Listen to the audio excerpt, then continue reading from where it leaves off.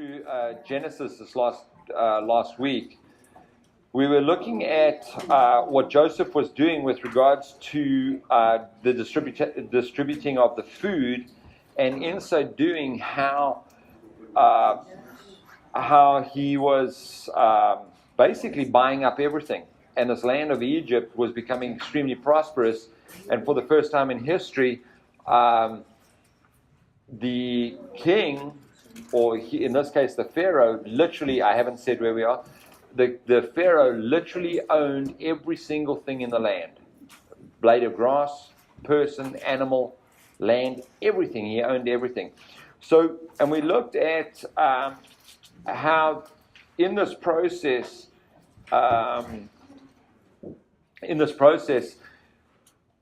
it spoke to us of how Jesus deals with us. 1, with our money; 2, with our persons; and 3, with our property. And that in that section, that was in Genesis chapter 47, and it was verses 13 through to 19, in dealing with those 3 issues. And as we looked at that and we spoke and we got into depth about how God first grooms us or teaches us the art of tithing. Once we've mastered that, he moves on to the next thing, and that is your property. Hoarding, or not only hoarding of property, but also how your property defines you. In other words, if you're somebody that drives a BMW, you'll have this BMW key tag, and when you walk in, the first thing you do is you lay the BMW key tag down on the table. As I drive a BMW, therefore I must be BMW material. And that's your property then defines you, and how Jesus then deals with that. And your identity should be in him, not in your possessions. And then he takes it to the next step, and he deals with you as a person. And it's funny, because if you go back to the Tower of Babylon, look at the instruction just before that. God says to the people, disperse. What do? They all come together and huddle. And in huddling, they were attempting to, leave a mark, leave a monument as to who they were. And they built this massive ziggurat, this tower. And 2, they were attempting to commune with the gods, or basically be like a god, which is the same thing that Satan tempted Eve with. And then 3, they were looking to for protection, and huddled together, they'd be a lot stronger. Yet God does something totally different, and he says, go out into all the world and separate. And then God's got to step in, God has got to confuse their language, and God has got to force them to go out. So too later on with Jesus, and he says to the disciples, wait here in Jerusalem. What do? Poof! They all run away. They all go back to their own places. And then afterwards, he says to them, after they all come back, and he's shown himself to them and everything, he says, okay, now go. And what do? They all stay. It blows my mind how disobedient we are. And obviously, I don't think it's always intentional. I don't think they intentionally said, well, you know what, Jesus said go, let's stay. I don't think they did that. Oftentimes, a lot of what we do is motivated through fear, self-preservation, custom, what we used to. We don't want to do something different. But here, Joseph, through circumstance, and obviously we like to call it coincidence, but it's more a God incidence. God orchestrates a famine, and through that famine, Joseph now deals with the people that way, and they all become possessions, basically, or subject to him. Interesting, in that section of scripture that we were dealing with this morning in Luke, in the Gospel of Luke, this section that we were looking at this morning, this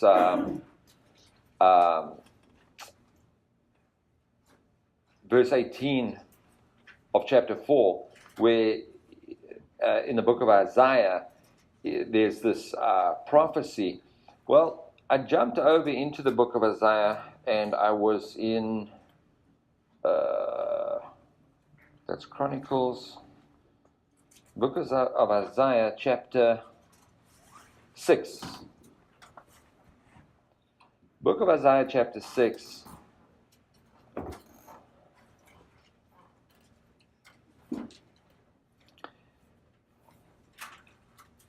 Isaiah now a prophet in this region, and he had an interesting ministry and also quite a long ministry. And he saw a number of different kings. He was a prophet over a couple of different kings' reign time period. Now, normally the kings wouldn't reign very long.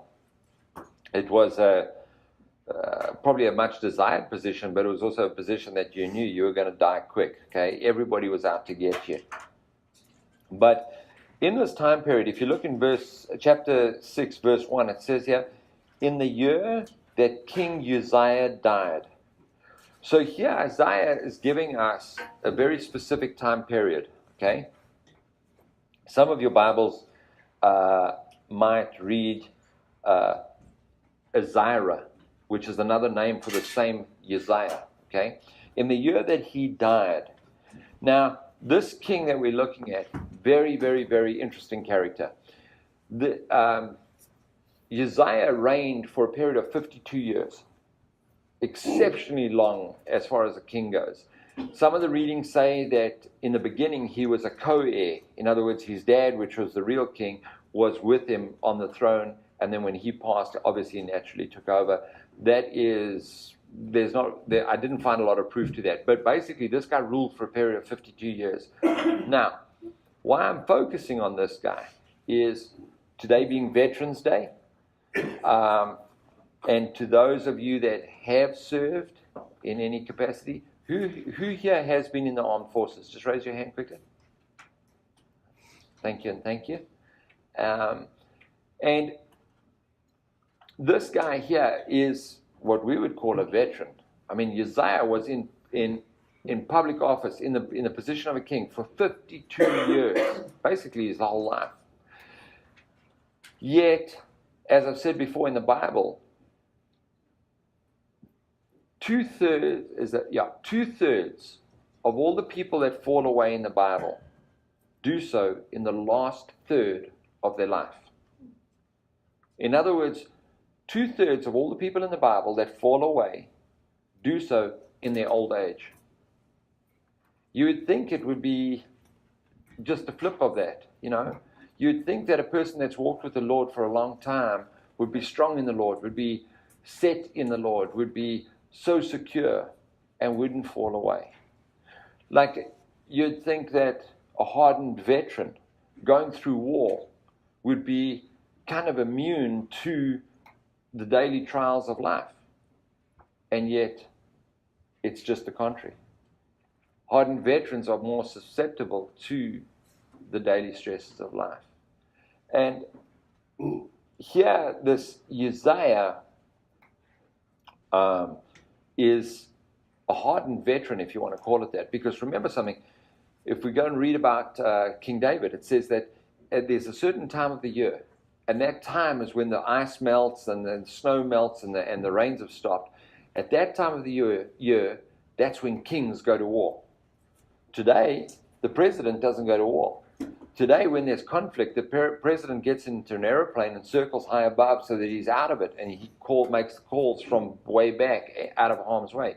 In these days, the king was first and foremost into battle, and everybody else looked at that and gained their strength from that, and they went into battle with him. So here, this guy's a hardened war veteran. Okay, when King Uzziah came into power, Israel, the nation of Israel, wasn't anything like they were when he finished up. When he finished up, they had conquered everywhere. There was peace in the land, which was unusual. There was huge prosperity in the land, which was unusual. This guy achieved a lot. Not only was he a good king as far as the military prowess go, but he was also accomplished in various different things. He was an architect. He was an inventor. So this obviously was an intelligent man, and he was looked up to. Notice something here. This guy, this prophet, Isaiah, he turns around and he says, in the year that King Uzziah died, I saw the Lord sitting on a throne. When does this prophet actually see the Lord? When does he have his vision? He has the vision when Uzziah dies. Now, the same year that this is written, there was an earthquake that hit Jerusalem. You can go back and look in history on that. So now think about it from a prophet's perspective. Go and look at Isaiah and look what his ministry was. Not a ministry I would like to have. Go and look at all his prophecies and things. Most of his prophecies is he's basically telling the Jewish people, hey, you are turning your back, neglecting God, and you're going to get spanked severely. You're going to go into captivity. Not only that, a lot of his prophecies are, we talk about them as the woes. The chapter before, chapter 5, it deals with a lot of woes, and he's prophesying woe to this person, and woe to this nation, and woe to the drunkard. He comes out with a lot of these negative woes. Not something that anybody would say, oh yeah, I want a ministry of woes. He must have been well liked. A lot of Facebook requests and friend requests. And here, interesting enough, that this guy's ministry starts when the king dies. When a king dies, especially in this time, well, look at even in our situation today. When an election period comes up, our economy starts to falter. People start holding on to the money. They don't buy and sell homes. They kind of everybody kind of shores up and waits to see what's going to happen. So too in this day, when a king passed away, they were very vulnerable. Who was in charge of the army? Because obviously the person that's going to now succeed into the throne is going to be a younger person, no experience, no military experience. So a neighboring country that has got thoughts of attacking, this would be a good time to attack. So for the country as a whole, it would be a very, it's a dubious time, it's a shaky time. It's a time to be on guard. And at this time, this king who has been sitting on the throne for 52 years, there's continuity, there's stability. Now all of a sudden this is all gone in an instant. This guy dies. Now you've got uncertainty. And this is when this guy Isaiah is called, and this is when he gets this vision that he sees. Now, it goes on and it says here, when Isaiah died, that's when I saw the Lord sitting on the throne. The point of what Isaiah is saying to you and I is, yeah, here's this great king, here's the stability, here's the profitability, the money that he's bringing in, the security, all these things that is represented by this guy being on the throne. He dies, it all falls away. But then the prophet says, that's when I saw the Lord sitting on the throne. And it's almost as if, yeah, he has the earthly throne, it's empty, but above that, he has the Lord's throne. And this is the vision that he has, okay? And he's describing it now. He is...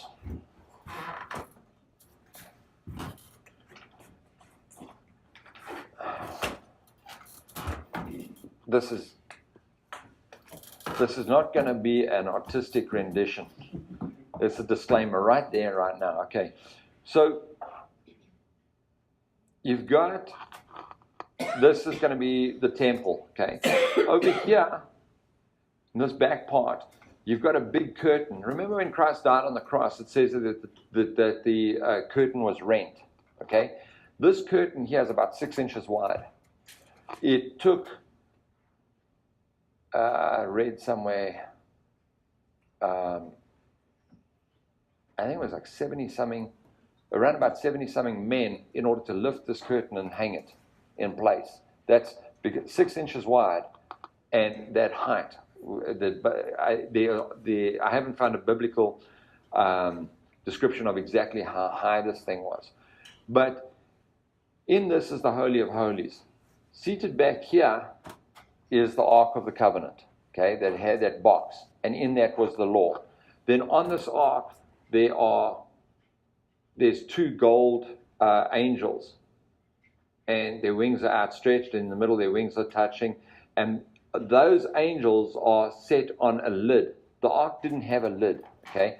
So that lid with the 2 angels on it is called the mercy seat. It's called the mercy seat because it's covering the law, okay? That's what separates you and I from the law. You don't have to die because of that law. That's in that box. Then out here, right over here, this is what we we're talking about this morning, the altar of incense. Little square thing, roughly it's 1 cubit by 1 cubit. So anywhere from 20 inches to about 16 inches square and about 3.5 foot high. That's over here. That's where the priest would offer incense. Here you've got the what is called the menorah. One more. And basically like a giant candlestick, okay?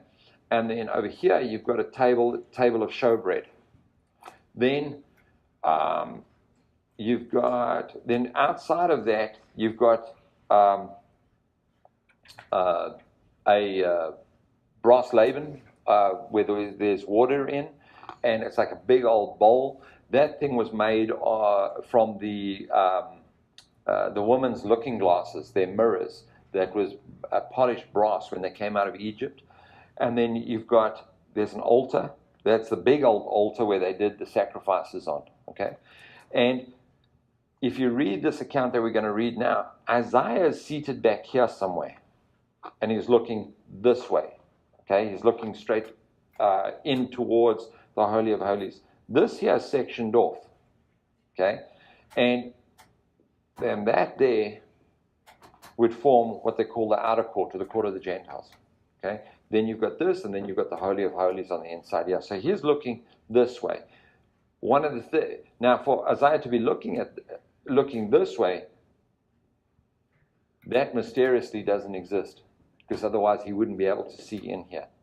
Now in that time period, you'd have every single day you'd have a priest who would go and offer up the sacrifice of incense. And what he would do is he would take a coal off the altar here, and the implement for that is like it's like a scoop kind of thing. And they'd scoop up the coal, and then from there he'd take that and he'd walk into here and he'd come up to here. And the incense was, if you go and read it, there's a specific formula for the incense to be made, right? And he'd offer up that incense. This is the closest place that you can get to the Ark of the Covenant. That is where, over that is where God's Shekinah glory was. Okay, so when Solomon dedicated the temple, and it says there that the Shekinah glory of God came down and abode. This is where it was, over this Ark of the Covenant. Okay, so they come here and they offer up this sacrifices of incense.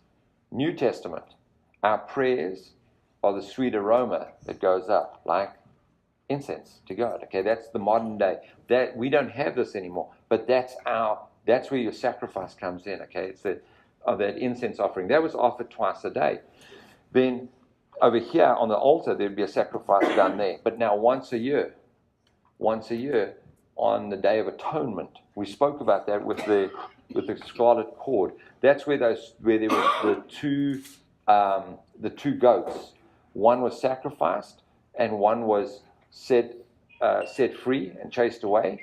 That was the scapegoat where the sins were placed upon. Okay, so what would happen now is once a year a priest would then take the blood from the sacrifice here.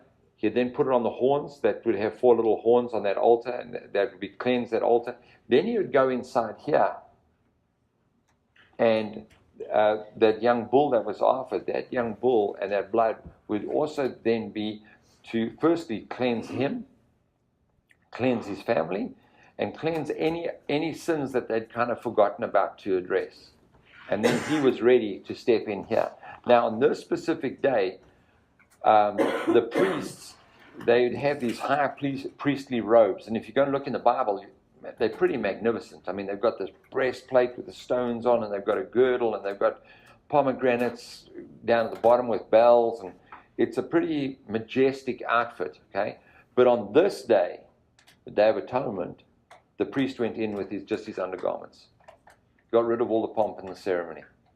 And on this day, it was really important, because if the priest went into the Holy of Holies, it only happened once a year. If he went into that Holy of Holies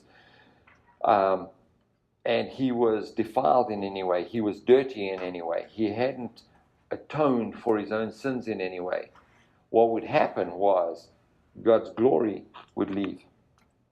And that's what the Jews were really, really concerned about. So now you've got this this prophet, Isaiah, he's sitting way back, and he's sitting there and he's looking forward. And this is the vision that he's going to see. And it says here, that I saw the Lord sitting on a throne, high and lifted up, and the train of his robe filled the temple. So he's looking in and he's seeing the Lord sitting on this throne. Now, thrones in that day, in that time period, all thrones had a footstool. What does it say to us about God? He's seated in the heavens, and the earth is what? His footstool. Okay? So here, the Lord's throne is exalted, it's lifted up, it's above. So verse 2, above it stood seraphim. Each one had 6 wings. These are angelic beings. We know there's a couple of different types of angels. The Bible deals with a couple of different angels. Okay? These ones here, these seraphim. For you and I, we look at angels and the depiction of angels, and it's normally like, oh, cute, it's a little cherub. And that's how we view angels. I'd suggest to you that the day you see an angel, you're probably going to shudder and quake just a wee bit, okay? Because here it says here that these seraphim, each one had 6 wings. And these seraphim, having 6 wings, it says here, with 2, the seraphim, he covered his face. And that picturesque or typology there speaks of humility. With 2, he covered his feet. Okay? The manner in which he walked. And with 2, he flew. And one cried to another and said, Holy, holy, holy is the Lord of hosts. The whole earth is filled with his glory. Catch this next little bit here. Verse 4. And the posts of the door were shaken by the voice of him who cried out, and the house was filled with smoke. These seraphim, these creatures, these angelic beings, as they are speaking and flying, there is the force that is coming off them is causing these posts to shake. Now, the temple that we're talking about, we're not talking about little cedar posts. We're talking about massive, massive, massive posts. Go back and read on the construction of the temple, and you'll see it.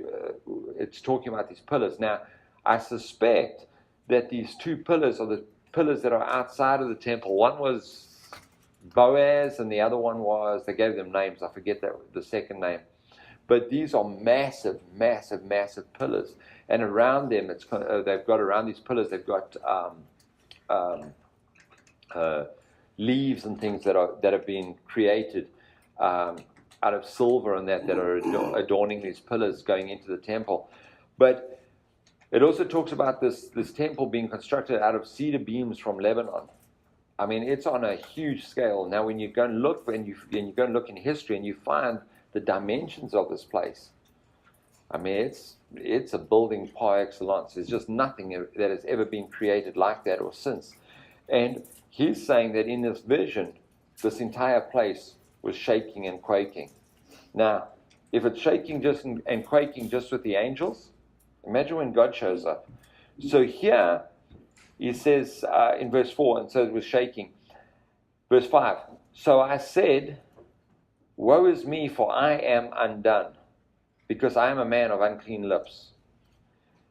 In order to understand that, you've got to kind of go back to chapter 5, where he's prophesying, and if you just skim through it, he'll every now and again he'll pronounce one of these woes. In verse 8, woe to those who join house to house. They add field to field till there's no place. So he's talking about here prosperity, that kind of thing. Verse 11, woe to those who rise early in the morning, that they may follow intoxicating drink. You continue until night, till wine inflames them. Woe to the drunkard. And I believe there's 6 different woes that he pronounces. Now, he's prophesying and he's looking around, much like you and me. How many times do you and I look around and it's, oh man, woe to the meth addict. Look, oh, woe to that adulterer. And it's woe, woe, woe, woe, woe. Well, when did Isaiah now get a revelation of who he was? In the year that Uzziah died. When calamity hit, That's when this prophet here woke up, and he started not just looking abroad, but he started looking at himself. And this is what I want to get to. We looked at Joseph, how Joseph was slowly purchasing everything, and how that change happens in you and I with our pennies, our possessions, and then people. That progressive sanctification. So too here with this guy, with this veteran, this king passing away, in that calamity, this is now when Isaiah takes a look at himself. He has this vision, and I'd suggest to you that's how it works. There's many, many Christians around, so-called Christians. And I use the word so-called because they haven't truly had an encounter with God. When they truly have an encounter with God, that's when they turn around and they say, you know what? Woe is me. And that woe is me is not a bad thing. It's simply having a look at who you really are. Not through the eyes of man. I mean, you can go up to the pub and you can find somebody that walks into that pub every single day at 2 o'clock in the afternoon and doesn't stagger out of there until midnight. And you can say, oh, well, compared to him, I'm doing pretty good. You know, I only drink on the weekends. And I'm just picking on alcohol because, one, I know it upsets Chuck, but two, it doesn't upset him. Chuck picked on me because one day I had a faux pas and I said, drinking is a sin. And I didn't mean to say that. I meant to say that being intoxicated and getting drunk, there you're falling into sin. There's nothing wrong with drinking. Yeah, but as you can hear, Chuck has never let me forget that. So that's why I'm picking on him. But, you know, compared to somebody that's really doing badly, you can really look good. And it doesn't matter whether it's a foul mouth, whether it's falling prey to a substance, whatever it is. But compared to Christ, and now Isaiah here, having this vision and seeing Christ, because that's who he's referring to here. That word right in verse 1, Lord, is actually Adonai, which is a reference to Jesus Christ. Okay, so that's who he sees sitting on this throne. He sees Jesus. When you see Jesus, when you had that one-on-one meeting with him, now all of a sudden you don't look so good. Now, I don't think many of us can turn around and say, yeah, we've had a vision. We've seen Jesus. But in essence, every single one of you has seen Jesus. It says to us that this word is Jesus. In the beginning was the Word was with God, and the Word was God. That is Him, okay? So when you're delving into this is painting a picture for you. This is giving you a description. This is telling you and introducing you to Him, to His person. So every single one of us have had a vision of Christ. Here it is right in front of you. And at this point, when you have this one-on-one meeting with Him, now all of a sudden, in the bright light, all of a sudden all the pimples are showing. In a dark room, standing in front of a mirror, you've got beautiful complexion. You switch on that light with all the light bulbs that go around the mirror like that, and every single pimple and blemish shows up on your face. And that's how it is. It's not a bad thing. So the more that you dig into this word, interesting, Jesus said that He's the light.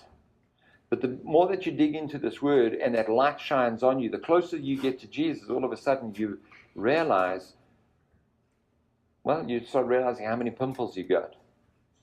And now all of a sudden you've got to start addressing that. And there's an admonishment that says to us, you know, don't be like the foolish man that sees himself in the mirror, walks away and forgets about it. When God picks up that mirror and He gives you that opportunity, man, it's a blessing. It's a huge blessing. It's a hard lesson. But if you really take it to heart, it'll change you for the rest of your life. I know that that's what I went through a little while back. And it's in this time period now that Isaiah turns around and says to me, and says to you and I, woe is me. I am undone. The undone that he's referring to, did he have a problem with cussing? Did he have a problem with gossiping? What was it? I don't know. There's a lot of speculations. The rabbi's going into all sorts of details about it. The Bible doesn't give me details on about it, so therefore I keep quiet. I don't know what it was. And it says here, he says, because I am a man of unclean lips, and I dwell in the midst of people of unclean lips. You and I, that's you and I. We dwell in the midst of people with unclean lips, especially here in this canyon. The amount of gossip and slander that goes around here is unbelievable. I spoke to a lady shortly after we arrived here because she's notorious for the amount of information that she has regarding other people. And in speaking to her, she said, well, yeah, if we don't have anything, we just make it up. I looked at her and she was being perfect. She was, not only was she serious, she was perfectly fine with it. And, okay, here's the thing. We dwell in the midst of people with unclean lips. If people are coming to you with gossip, guess what? They feel comfortable coming to you with gossip. When somebody comes to you with gossip and they say to you, oh man, did you hear about Erica? And they say, did you hear this about Erica? No, what? Tell me. Oh, wow. I'm going to go and ask her about that. I guarantee you that person's not going to come back to me the next time with the gossip about Erica when they know that I'm going to go, hey, so-and-so said that about you. And here's the thing. If you're going to come and talk to me about someone, rest assured I'm going to go and clarify that issue. That's just my nature. Okay? So, if people are coming to you with gossip, are you a gossiper? That's the question you got to ask yourself. And he says, because I dwell in the midst of people with unclean lips, for my eyes have seen the King, the Lord of hosts. I've seen Jesus, and in seeing Jesus, I now see who I am. That's what it's saying. This man, Uzziah, this king, he ruled and he reigned for 52 years. Okay, in 2 Chronicles, it tells us more about him. You can go and read up on it later. 2 Chronicles chapter 26, verse 21. It goes into detail about his reign. And it actually says there that he did the things that pleased the Lord. So this is a godly man. Where it says here, this is the year that he died. He didn't die physically this year.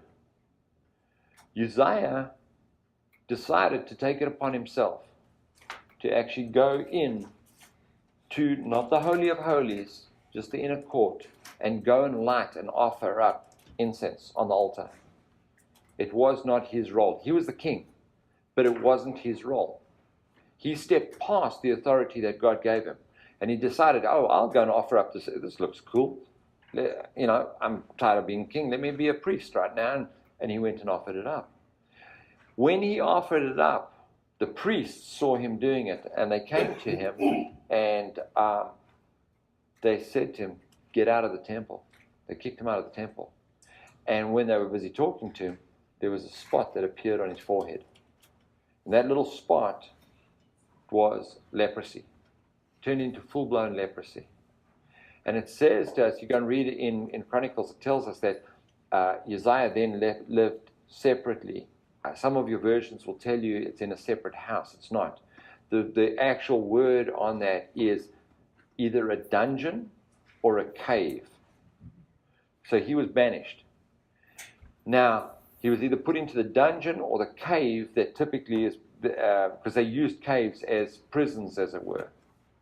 So not only did he spend the rest of his days slowly dying through leprosy, he spent the rest of his days segregated and banished. That's when Isaiah saw himself. That's when he had the vision of God. It's funny when you see somebody that falls from glory. You see, you hear of a pastor falling from glory in the sense that he either embezzled funds or he got involved with one of his the people at his church, that kind of thing. It's a scary thing. it kind of wakes you up. And it makes you realize that it doesn't matter who you are, whether you're a person, a priest, a prophet, a king. Everybody's not immune, or actually nobody is immune. And it is going to come out at some point.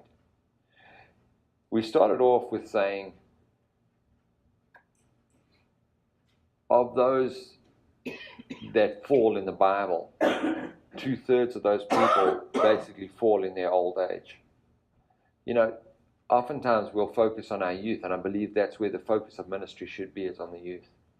But what about for us that have walked with God for a long time? And you start looking at things like David, King David. David was pretty much well up there when he fell. He should have been going out to war. The story there for us, and the lesson there for us, is it says in the time that when kings normally go to war, David should have still been going to war. You and I should still be fighting. It's very easy to fall into this thing called apathy. It's very easy to fall into this at night. Oh, gentle Jesus, meek and mild, lay me down, da da da da. As far as your prayer life goes, it's very easy to, oh well, like me this morning. Oh, this morning, Miss Sandra gave me a book a while ago, and it's a historical. It's the Bible from a historical perspective, and I got into that early this morning. And come time to come to church, I was snuggled up in bed with this book, and I've been reading, and I had my coffee, and the heater was on. And I said to Shell, man, I'm ready for a nap now. I could so easily. How many of us get to that point, and it's, well, I've been 3 out of 4 times this month, let me have a nap. Like David didn't go to war. You see how easy it is to fall into apathy, and when you do it once, it's easier to do it a second time, and a third time, and a fourth time. And this apathy, and then what? And then the enemy hits. We spoke about it with Christ in his temptation. Yes, all of us are going to face the devil at some point, and then we get the victory, and we think, oh, well, I've beaten that now. Well, hold on a second. When you're warm and you're cuddled up in bed and you're apathetic, it says there that's when the devil, he retreated, and he waited for a more opportune time. So too with you and I. Yes, our focus needs to be on the youth, but what about us old folks? There is a very, very, very real threat. And Miss Sandra schooled me a couple of times on this thing that I say, once saved, always saved. And I say, when saved. It's funny here, you look at this guy here, Isaiah. Isaiah was a prophet of God. But Isaiah has his encounter, his vision with God, after he's already a prophet. You look at Jacob. Jacob grows up in let's say, a Christian home. I know he was Jewish, but he grows up in a God-fearing home. He has a vision of God later on in life when he's fleeing his brother. He has a true encounter with God much later on when he's facing death and uncertainty. And at that time, when he wrestles with God, his name is changed, but more importantly, his hips popped out and his walk is changed. That's when he's changed. This man here that we've just read about, he was pronouncing, woe, woe, woe. He was doing the things of God. He was prophesying. That's what he was. He was a prophet. What he was doing wasn't wrong. But when he had that encounter with God, that's when he turned around and he said, oh, woe is me. And that's when his walk was changed. Guys, take the opportunity and ask God. This is what David did. He said to God, search my heart and know me, O Lord. That must be one of the boldest statements in the Bible. To go before God and say to God, God, really show me who I am. Because it's amazing when God will honor something like that. And when he does, be careful when you ask for that question. Sit down when you ask, lie down when you ask that question, because when it comes, it's going to come with a wallop. It really will. There's that song that plays and it's talking, the guy that's singing, it says, when I saw the man that when I saw the man that I thought I was, I forget the exact lyrics, but basically what he's saying in that song is, man, I wasn't the person that I actually thought I was. And like I alluded to earlier on, that experience that I had a couple of years ago now, when God held that mirror up to me and I saw who I was, I kid you not, I sat at home for 3 days. I bawled my eyes out for 3 days like a big baby.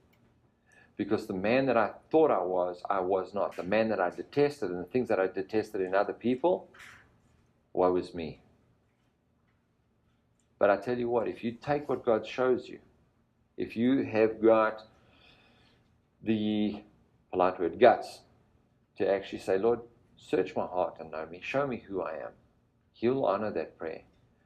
And when you really want to get serious with God, when you say that, look at this next section. Verse 6 says there, then one of the seraphim flew to me, having in his hand a live coal, which he had taken with tongs from the altar, and he touched my mouth with it. So remember when we spoke about this, our prophet Isaiah is sitting back here. Here's the altar, and he's seeing Jesus on this throne, and beneath that he's seeing these angels. And now one of these angels come forward, and they take a coal from the altar. They've got these tongs, okay? And it takes one of these coals, which normally would be used to burn the incense and offer up the sweet savoring, the prayers and things. Interesting, in the Bible, God says to the Israelites, you know what? Stop offering up the incense. It's a stench in my nostrils. I wonder what God says about our prayers. In terms of, you come to me at night time and you want to say your prayer. You come to me in the morning, you want to say your prayer. But you live like these guys were living in this time period. And God's saying to them, you know what? How you're living is so despicable. This thing of incense, this ritual that you're offering up is a stench in my nostril. So this guy is sitting back here and he sees this angel coming forward, grab a hot coal, and now he's heading towards him with this hot coal. This is the big angel that's making his doorposts quake and shake. I wonder what this guy was doing. I would have been quaking and shaking at this point. And he comes over with the live coal flying over to him that he's taken out of the altar. And he touched, verse 7, and he touched my mouth with it. And he said, behold, this has touched your lips. Your iniquity is taken away and your sin is purged. Here Isaiah sees who he is. He acknowledges that and he says, woe is me. Notice, Isaiah doesn't then go out and go and fix up the problem. God takes care of the problem for him. And I can really testify to that. When God showed me who I was, the things that I saw that I really, really didn't like, I didn't fix them. God took care of those issues. Interesting, in Africa, they've got a way there that they deal with things in the tribal areas. When they have a little court, they'll have a little fire going. And when they are talking to one or more people that they're trying to get the truth out of, they will say to them, okay, fine, put your tongue out. And they'll take a hot coal from that and they'll touch it on their tongue. The one that's lying, he's going to get burnt. Why? Because the saliva in your mouth is dried up. The other ones are just going to go tss. And that's a method that they use. Interesting here, he takes this hot coal and he purges, it says here, and your iniquity is taken away and your sin is purged. That's happened for you and I. That was done on the cross. Now it's a case of owning up to it. Yes, this is something that I'm dealing with. This is me. Lord, I want this gone out of my life. And then look at this next bit. This is the encouraging bit, okay? Verse 8. Also I heard the voice of the Lord saying, whom shall I send? And who will go for us? And then he says, here I am, send me. And that to me is a beautiful, beautiful part of this whole thing. You want to be used in ministry? You want to be used by the Lord? It's not a case of, I'm going to go and save the world. Lord, save me first. From who? From myself. Purge my lips, purge me, and then when I'm clean, then I can go in. Just like the priests going into this temple, this one, the Holy of Holies, once a year, they got rid of all their priestly robes. They got rid of all the pomp, all the ceremony. They sacrificed a bull first and foremost for themselves. Then they could go into the Holy of Holies and sprinkle the blood. Then they could be used in ministry. You want to minister to your kids? You want to minister to the person next door? You want to minister to your spouse? You need to get cleansed first. It's one thing saying, oh yeah, I'm saved by the blood. Are you cleansed by the blood? This little verse there that he says, then I said, here I am, send me. That is a sweet verse to me. It really and truly is. Let's pray.